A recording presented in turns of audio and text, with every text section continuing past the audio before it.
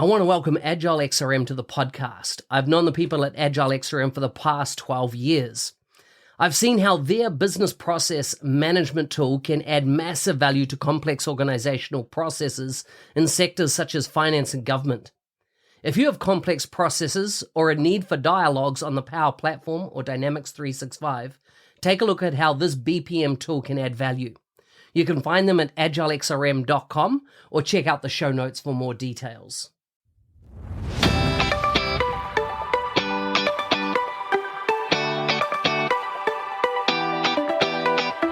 Welcome to the Power 365 show, where I interview staff at Microsoft across the Power Platform and Dynamics 365 technology stack. I hope you'll find this podcast educational and inspire you to do more with this great technology. Now, let's get on with the show. Today's guest is from the United States. She's a Global Director of Sales Readiness at Microsoft. You can find links to her bio, social media, etc. in the show notes for this episode. Welcome to the show, Sree. Thank you, Mark. I'm really excited to be on the show. Thanks for the opportunity. Good to have you on here, and it's a great topic. We know we're going to be discussing the digital contact center platform today, which is something that I've seemed to be more and more involved in, and so I'm excited to talk to you. Likewise, this is one of the most happening topics in service space. So yeah, I'm happy and excited to share my thoughts on the subject. I like it. Now, before we get started, I always like to find out food, family, and fun. What do they mean to you? Everything you kind of do outside of Microsoft. Well, I live in Seattle with my family. I have two elementary school kids, Akhil and Adya. They are, 9 and 7 years old. So if I'm not working, my life usually, revolves around them. I love taking pictures of everyday things, and I'm quite active on Instagram. It's my stress buster. I cook occasionally. My favorite food is Indian food, of course, and we have this dish called biryani. So I love that. Yeah. What's in it? What's in the dish? You can make it with meat or just vegetables, with vegetables. We usually made it our family thing to make a chicken biryani every Sunday. Nice. So that's the time kids look forward to it, and I enjoy making it for them. So it's our weekly thing. Yeah. I love that idea, like the family traditions. I've got a young family as well, and putting those things in so they expect, things to be coming up. It's so good. Well, what was the path you went on to ultimately be working for Microsoft? Well, I've been in this space really since 2006, when we used to have, instead of Dynamics, we used to call this as Microsoft CRM. So right out of college, when I joined my first job, this was with an employer then, Infosys. And I started working on version 3.0, right? And since then, I've been working with every single version of MS CRM and now Dynamics 365. It's really, I come from consulting background. I've worked and implemented the solution for many of our customers in, across many industries. So I'm passionate about the product, what we can do with it, how we can solve the business challenges, and the value, right, it can provide to the customers. And so my journey with Microsoft started about 2.5 years back. I come from Partner Channel, one of our partners, Power Objects. And my previous job, I used to work with several of our customers, and enablement was part of it, right? I used to help them understand how can they adapt to these new product innovations. Our products change at such a fast pace. And so it's really important to slow down and help them understand the value, right? And so I started enjoying it. And that's how I am in my current role. Enablement is really the focus of what I do. But now my customers, or audience rather, are my field sellers, right? And the focus area for me is service, right? And it's an extension of what I used to do. It helps me follow my passion, which is the technology, which is to help my sellers understand the value and accelerate their opportunities. So yeah.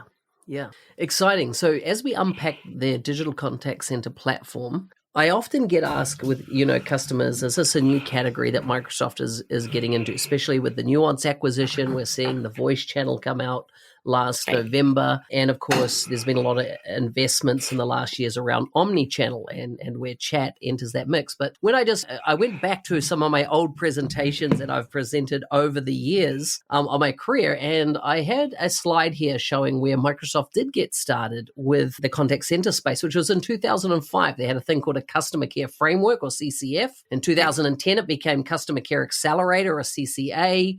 Then we had CCD, the Contact Center Desktop, in around 2012-ish, Unified Service Desk in 2014, and now we have the Digital Contact Center Platform in 2022. So it's been a long journey for Microsoft in this space. It has been. And I wasn't aware that we've started this journey way back in 2005. So I'm actually grateful to you for bringing that perspective. But yes, for us, it's not really something new, in terms of innovation. It's an extension of what we have in place. And what I mean by that is, omni-channel as a add-in has been around for about 3 to 4 years now, right? Yeah. But we always played in that digital channel space. Now we are just extending that functionality by saying, hey, you can also like traditional and very common channel, which is telephony channel. And by doing so, we are in a way, helping organizations realize a lot of value, right? Because that telephony infrastructure itself, there are many, many technologies that come together to help organizations light up telephony channel. We are making it easy. It's like a simple step up, for them. It's like, though it's analog channel, we treat it at par with digital channels. What was the thinking around calling it a platform, as in rather than just, calling it digital contact or the all-in-one contact center that we've seen in the past? What was the decisioning around calling it a platform? That's a great question. So if you observe, we packaged or we launched omni-channel voice, or we used to refer to this as all-in-one digital contact center way back in November 2021. Now it's slightly broader. If you look at it, it's not a product really, it's a platform. Multiple solution areas come together, from BizApp space, we can cater to the actual customer engagement center, CRM, as well as contact center piece. The modern workplace comes together to help, let's say, agents collaborate with anybody, any expert within the organization. So the UCaaS, Unified Communications as a Service, comes together with the help of modern workplace. And Azure itself, it's vast. There are multiple use cases that could be addressed by leveraging Azure microservices itself. But quite commonly, right, when we talk about telephony channel, Azure powers our carrier piece, telephony component. Right? Organizations can come to us and they can purchase toll-free numbers, local numbers, or simply bring their own existing carriers. So that is one piece of it, but it's a lot more than that, what Azure can do. And last but not the least, the shiny new acquisition that we have made recently, Nuance, right? Nuance is a leader in conversational AI space. And so that itself, Nuance itself, brings many, many offerings to the table. So depending upon where organizations are in terms of their transformation journey, they can pick and choose, various components. And it's really not all or nothing. It's a la carte, or we can, think of these as many roads reaching a destination as opposed to one road leading to one destination. So it's a platform, flexible, open, and quite secure platform. So when we look at the market, and you look at what people do in the call center space, and setting up a call center, often there's these scenarios that have been created around, they've gone out and bought best in class. They've bought best in class IVR system, or best in class chatbot system, or best in class case management. Really, is the DCCP allowing a bit more control or integration surface for organizations to really go, you know what, part of getting best in classes of everything, we've created a spaghetti of stuff, and we've got to make them talk to each other. I assume that with the platform, there's a lot more out of the box integration available across the spread of touch points, whether it's Omni, whether it's voice, whether it's your case management, whether it's portal, interaction, etc. I assume that that's one of the goals Microsoft is kind of allowing a simplification of that landscape for customers. Yeah, that's right. Absolutely right. Though it is best in class, organizations do have to stitch these best-in-class solutions together. There are multiple integrations involved that drives their operational cost. And most importantly, more often than not, these players are on different platforms and different clouds, and that opens up, scope to a lot of security, fraud and other vulnerabilities. So what we're trying to do is just, as you mentioned, we are trying to make it simple for our customers. Yes, there are out-of-box integrations. I'll give you an example. Our CRM or customer engagement center, right? An agent who is leveraging Dynamics customer service would be able to easily collaborate with any experts who might be, or team of experts, within the organizations to provide the best outcome to customers. And now that's an integration between, business applications and modern workplace, right? And another example would be Azure Communication Services, which in itself is a platform, right? Yeah. So there is a beautiful integration between that as well as, core customer service, where you wouldn't know that under the covers it's Azure. Customers who purchase our voice channel simply would be able to acquire new numbers from Dynamics interface. So you wouldn't see that seams or different solution areas. It's becoming seamless. And in the future, we have plans to integrate Nuance with our customer service BizApps area as well, right? So that's going to help us elevate our value prop and message as well better. It's coming for us very soon. Yeah. How much are you seeing? Like, what I saw come out last November and what I've, trialed and used since then, and I have noticed that when engaging with customers, they get very excited, is around the whole voice space and particularly AI and voice, and how, you now have this AI in the middle of a conversation that is assisting the agent to engage, whether it be, auto transcription of notes, identifying action items like I will send you this, or set up an appointment to, or tasks, etc.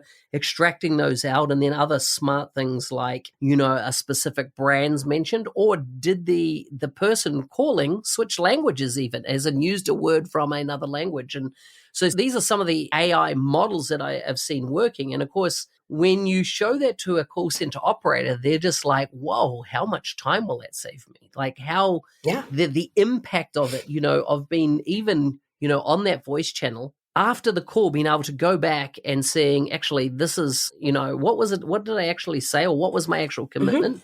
And being able to, use the playhead and go backwards and forwards. Like years ago, I worked in banking industry, and we were, of course, quizzed very heavily and trained heavily on when all calls are recorded. And if there was ever an issue around a call recording, back then you had to, what was the time of the call? What was the phone number you're calling? What was the phone number you're calling from? Yeah. And that had to be sent off as a ticket to IT.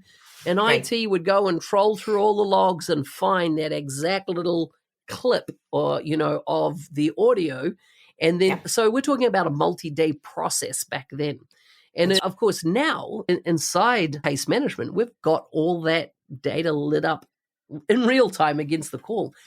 What are customers saying, as in that you're seeing from, seeing this from Microsoft? What's the impact it's having? No, it's phenomenal, what we are able to do. There are multiple things that, you mentioned sparked my interest, and I would like to elaborate on that, right? Number one is AI models. So everything that we have built as part of agent interface, right? There are many AI models, like there is a smart assist, there is real-time sentiment analysis. All of these are built ground up, right? And they are highly accurate because they are trained with our own proprietary first-party data, right? The differentiation that we have here is it doesn't matter on which channel our agents are engaging end customers. It could be a live chat, it could be Facebook, WhatsApp, or it could be on an analog channel like voice. All of these AI models that are built as part of agent interface, they work consistently on all interactions, all channel interactions. Now, that's something that we can proudly claim that it's very rare in the market, right? Because typically you have third-party telephony providers like Avayas or Cisco's integrating with, customer engagement center. And so the experience for agent is not going to be consistent when we talk about that actual interface and everything else working consistently. That's number one. Number two is you mentioned about conversational AI, right? Like post-call. It used to be I think even today, there are a lot of contact centers who actually employ quality analysts Mm-hmm. whose whole job is to go back and listen to those call recordings to make sure if agents are, let's say, talking or listening to customers more, Mm-hmm. or following certain, how do they making sure the quality of the call is better, or Yes. making sure the customer satisfaction is high, right? Mm-hmm. Mm-hmm. And so that's a very, it's extremely exhausting job, because it's not humanly possible to go through those recordings, manually, to identify where the sentiment has tipped. Yeah. So right, and so we've put AI at work to do that very same thing.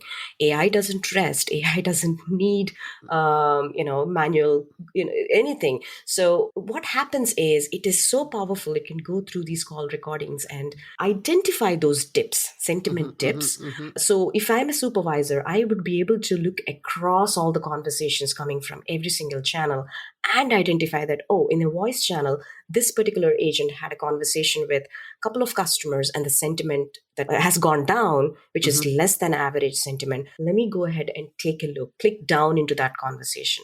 And when I really do that, I can see that, visually, that if you imagine this as a recording, as a Yeah. Yeah. timeline, I Yes. can Yes. see that as a red mark, because that Mm-hmm. is a dip in a sentiment. And Mm-hmm. so I can listen to it, just go to that place and listen. Okay, what went there, right? Yeah. Sometimes the reason why the sentiment probably went down maybe is not because of something that agent has done. Mm-hmm. Maybe because customer is really not happy about the price of a product or a service Mm-hmm. as Mm-hmm. compared to the competition. So these are some of the things that a supervisor or quality analyst can easily figure out. Yeah. And so I would always say this: when we talk about insights, we have, world class insights built at every step, right, as Mm-hmm. part of our Mm-hmm. solutions. And especially when we talk about service organizations, no service organization is going to be perfect, right? There's always going to be room to improve and shift and adjust the business, Mm-hmm. to understand the customer experiences, and to be able to take those actions, right actions at the right time, right? Yeah. Yeah. So that's exactly what we do. We help decipher that humongous Mm. contact center volumes and point out where exactly can supervisors improve agent efficiency or operational efficiency, and just keep up with the overall customer experience, right? So I know that Microsoft has announced they're partnering with organizations like Genesis and Nice and things like that, and Yeah. they can all work with the digital contact center platform. But Right. will it be possible, or is it possible now, in your opinion, to do? Let's say we had to stand up a call center tomorrow. Let's say, I'll give you a scenario in Australia. A common scenario is we have bushfires, and a new emergency response needs to be set up for an area, a geo, etc. Might be the case. Right. In that scenario, to set up, let's say, a 25 to 50 person call center, could you have that entirely running now on Microsoft Stack? Yes, absolutely. There are few nuances when it Mm-hmm. comes to, hey, it all depends on what exactly is the customer looking for. Because Mm-hmm. even within Microsoft, we have different solutions we can offer, Mm-hmm. right? If it is, it all goes back to, let's say, I would compare this as, what is the function of that person who is attending those calls, or serving those customers, like Mm-hmm. an agent or a supervisor. Is that agent required to serve multiple customers at the same time, or attend to high Mm-hmm. call volumes? Mm-hmm. Does that supervisor need ability to barge or whisper, or have that holistic overview Yes. of that Yes. reporting, Mm-hmm. or ability to look across all the conversations at real time to make sure all the conversations sentiment is up? So things like that we've already built, the SaaS ground up. Mm-mm-mm-mm-mm-mm-mm-mm. But there might be some scenarios where maybe the agent is doing a back office kind of work, Mm-hmm. and they are heavy team shop. Teams itself has a solution, contact center Yeah. solution, Microsoft Teams, where the agent interface in this case would be Microsoft Teams. So Mm-hmm. we have different combination, different types of solutions. It really depends on what customer needs. It Yeah. requires a little bit of digging into to understand and position digital contact center versus modern workplace. Mm-hmm. But yes, absolutely. You've used modern workplace a few times, and just for the listeners, if they're not, you're specifically meaning in those use cases Teams, right? Microsoft Teams. That's right. That's right. Yeah, just because, sometimes the individuals listening to the show don't necessarily know that these nuances. I apologize. Yes. The back Modern office workplace names. is a broader, solution area name, but in contact centers. So one of the unique differentiations we have is we leverage Teams for that collaboration aspect, right? Think about it, even before pandemic, a lot of these contact centers used to be physical, we set up in buildings where agents used to sit beside each other. And one of the things that is really important is that swivel chair collaboration, right? Like agents talk to each other and they just figure out some answers, which you can't build that kind of knowledge in a day and can't capture that everything, like whatever happens in that conversations in actual knowledge base. But come pandemic and even post pandemic, a lot of contact centers, they've shifted their work to remote, and agents lost that ability to collaborate. And so that's what we are trying to solve, right? Like we are making it easy for agents who are working and serving customers on any channel. There could be, let's say, one agent. Let's say I'm an agent, I'm working with 5 different customers on different engagement channels. It doesn't matter. My AI model is so powerful, it can identify, okay, what's the intent of each of these conversations, and also bubble up suggestions to me saying that, hey, there is a team of experts who can help you. They are on Teams. All that you need to do from within your interface is just send them a message. We call it team swarming. And anybody who's available can come and collaborate and to just provide me an advice. I can serve the customer. So that is really powerful. So yes, when I say modern workplace, I specifically mean Microsoft Teams. And of course, that functionality of that swarming, it eliminates that need to be in the same room to, what we used to see traditionally, which is amazing. So let's talk about Nuance and the acquisition made there. And I've been able to, it's interesting some of the things that you find out. So as in, for example, Dragon Naturally Speak, I think it might have been called years ago, which was a dictation thing, which became big in the medical industry, for doctors to dictate their notes and things like that. I didn't realize that was part of Nuance, which I assume now means it's part of Microsoft. And so that was just a little, someone said to me one day, I talked about Nuance, and they said, oh, that, I know that dictation tool. Right. That aside, Nuance brings a lot to the mix. The biometrics piece on identifying somebody, you pretty much can eliminate up to 3 minutes of validation time, right? Depending on what it is, what's your mother's maiden name, date of birth, your address, all that kind of stuff that we need to identify. And, I was just recently in a demo with one of the Nuance team, and I was the person calling in the demo. And before I even finished my sentence asking what my question was, and the simulation we're doing was in the financial sector. So I was asking about the availability of funds to my bank account because I had a share transaction coming up. Before I could even conclude the sentence, on his side of it had already, given the green tick and said, Mark is who he says he is, right? And then he spoofed my phone number, and then he came in as a fake caller and identified that, hey, this person, the number checks out, who he says he is checks out, but of course, he was a fraudulent or a bad actor involved. Right. Now, that type of stuff, that is tangible time savings in a call center, as well as not only is it time saving for the agent, the experience for the customer is so much better when the call gets answered and there's a rich context around, me engaging. It's, who I am, who my account, in this case, my bank accounts are. You don't have to ask me any of those questions. That's kind of, the agent can already start getting up to speed before that customer's finished question. I think that's a game changer. What ones do you see that Nuance will bring to the table where, will be integrated over the next, the months ahead? What excites you about what new IP Microsoft now will bring into the DCCP environment? Nuance is phenomenal. Like I mentioned, Nuance itself brings a lot to the table, but the thing that I'm really excited about is the gatekeeper, right? What you just mentioned. It is able to identify every single end customer with their unique voice print.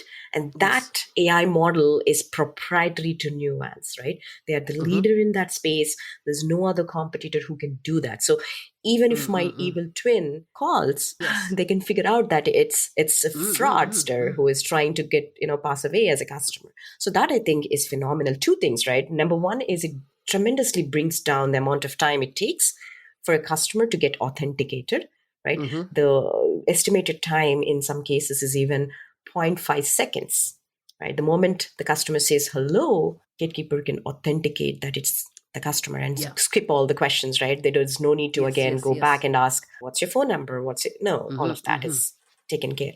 Number two is fraud prevention, especially important when it comes to regulated industries like financial services or public sector. So that's going to be game changing. And Nuance itself, they come with 25 years of experience in conversational AI space. And it's not just any experience. They have this specific industry as well as vertical experience. Like you mentioned, Dragon Ambience is very specific, healthcare industry expertise that they have. But in BizApp space, we are very excited about the Gatekeeper, Nuance IVR, and sometime in the future, Nuance digital engagement platform. But you asked me a question about roadmap. I will not be able to confirm anything like in terms of exact dates because we don't have them yet. But I can say this: very soon we will have integration, that seamless integration between Nuance IVR as well as core customer service, which is Dynamics customer service. That is going to come first, followed by Gatekeeper and Digital Contact Center, aka Dynamics customer service, and then a few months after that, we would be looking at NDEP, Nuance digital engagement platform, and core customer service integration. So that's the order or priority how we are approaching this.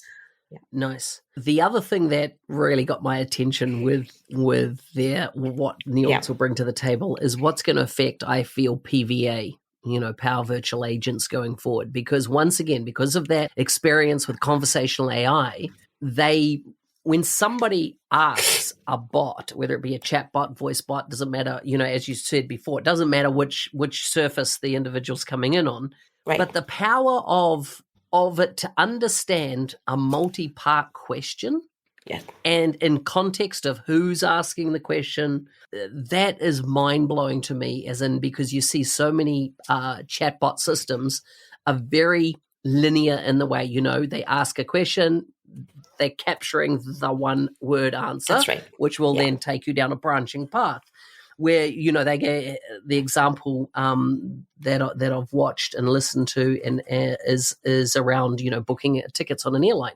Hey, I'm located in Melbourne and I want to fly to Queensland. Other bots would go, what's your departure city? I already told you that the question and where do you want to go to, and I'll ask it all these kind of very but not like a human would, right? A human would go, hey, you just told me in the one question to and from, and I'm looking for that tech all being rolled into what we have in PVA, and it'll bring us to a new level. No, that I agree with you. PVA by itself is going to be really powerful because now we are talking about enhancing PVA or there's going to be integration between PVA and Nuance Mix as well. So even if you look at PVA, it does leverage natural language understanding and plays in that conversational AI space. So a lot of people keep asking about this question that, hey, now that Nuance is here, what about PVA? Like, what about PVA? PVA is going to be here and it's got terrific roadmap. So the clarity that we are trying to provide, and very soon we'll have more on this as well, is when to position PVA versus Nuance, because there's going to be a threshold, and at a very high level, it's going to be based on complexity and volume, right? That we are going to come up with very clear guidance on, hey, this is the scenario where we should be positioning Nuance versus PVA, because again, PVA can also derive intent, can also take action on behalf of the customer. It's really, citizen developer friendly technology. My 8-year-old boy created a PVA bot, so it is the ease of understanding the technology also that matters. It's a SaaS. So there's a lot that PVA can offer and a lot Nuance can, do as well. But again, it boils down to what is that customer looking for, right? Yeah. And so to your question, nuance in itself, it's phenomenal. Like you mentioned, it can understand who the customer is and take action on behalf of the customer by identifying what exactly does the customer need. Even if I speak 5 or 6 sentences to that, conversational AI, it is powerful enough to understand my asks and take action on behalf of me as a customer. So it's very exciting what's coming for us. Sree, we've run out of time. We're over time, in fact. It's been so interesting talking to you. I love this area of technology that Microsoft's investing so heavily in. Thank you so much for coming on. Before I let you go, is there any kind of resources or places that you recommend people, if they want to get up to speed more on even the new announcements that will be coming around DCCP, where do they go? So I would definitely watch out for Ignite sessions. There's one which is, I think, July Ignite session on DCCP it's really still very relevant. But I'll watch out for Microsoft blogs, right? Every now and then we have, there are 3 new blogs done by nuance folks recently explaining what is it that they're bringing to the table. I've shared them on my LinkedIn. I wish this is more interactive than a podcast. I can share the links, but definitely check out blog space. And then there's more coming up, and I'm doing some partner sales boot camps. One would be launched in December. So if you're a partner who is listening, watch out for invitations on that. So yeah, more to come on this. That's good. We'll make sure we put the links in the show notes that you just mentioned so that people from their player can click on those links and get to them. Thanks again, Sree. Of course. Thanks for having me. Have a lovely day, Mark. Thank you.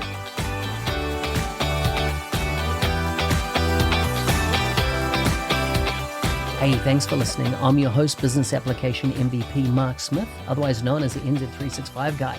If there's a guest you'd like to see on the show from Microsoft, please message me on LinkedIn. If you want to be a supporter of the show, please check out buymeacoffee.com/NZ365 Guy. How will you create on the Power Platform today? Ciao.